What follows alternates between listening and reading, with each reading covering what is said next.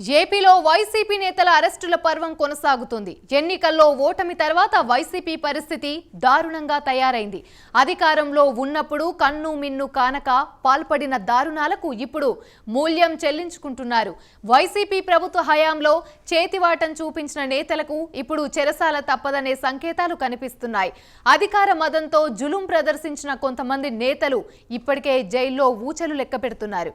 మరికొంతమంది నేతలు కూడా అదే బాట పట్టక తప్పదనే ప్రచారం సాగుతోంది. ఇక ఈ అరెస్టుల పర్వంలో తర్వాత నేత ఎవరు అనేది ప్రస్తుతం ఆసక్తికరంగా మారింది.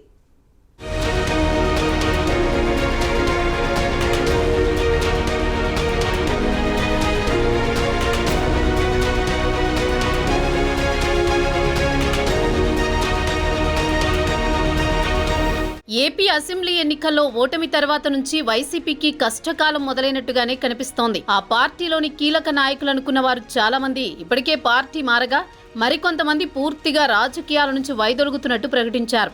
ఇంకొంతమంది తమ నియోజకవర్గాలకు దూరంగా ఉంటూ ప్రస్తుత రాజకీయాలతో తమకు సంబంధం లేదన్నట్టుగా వ్యవహరిస్తున్నారు. ఇక గత ప్రభుత్వంలో దూకుడుగా వ్యవహరిస్తూ టీడీపీపై, ఆ పార్టీ అధినేత చంద్రబాబుపై తీవ్రస్థాయిలో విమర్శలు చేస్తూ విరుచుకుపడిన నేతలను ఇప్పుడు కూటమి ప్రభుత్వం టార్గెట్ చేసుకోవడంతో ఒక్కో నేత జైలు పాలు అవుతున్నారు.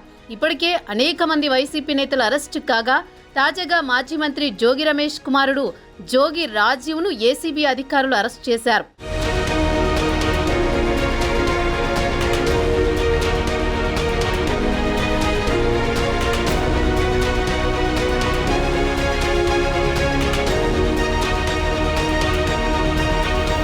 గత వైసీపీ ప్రభుత్వంలో చంద్రబాబు ఇంటిపై దాడి చేసిన కేసులో మాజీ మంత్రి జోగి రమేష్ నిందితుడు.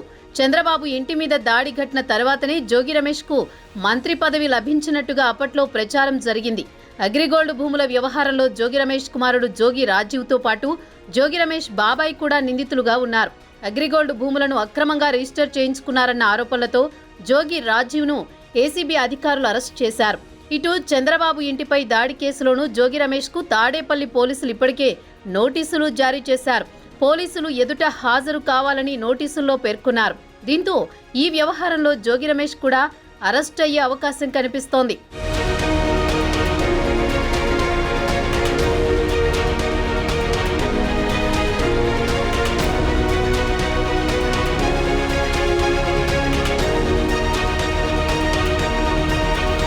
ఈ వరుస సంఘటనల నేపథ్యంలో జోగి రమేష్ తర్వాత కూటమి ప్రభుత్వం ఎవరిని టార్గెట్ చేసుకోబోతోందనే టెన్షన్ వైసీపీ నేతల్లో తీవ్రమైంది.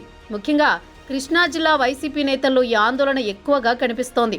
గత వైసీపీ ప్రభుత్వంలో టీడీపీని, చంద్రబాబును వ్యక్తిగతంగా టార్గెట్ చేసుకుని విమర్శలు చేసిన వారిలో కీలకంగా గుడివాడ మాజీ ఎమ్మెల్యే కొడాలి నాని, గన్నవరం మాజీ ఎమ్మెల్యే వంశీ, మాజీ మంత్రి వెల్లంపల్లి శ్రీనివాసరావు ఉన్నట్లుగా పెద్ద ఎత్తున ప్రచారం జరుగుతోంది.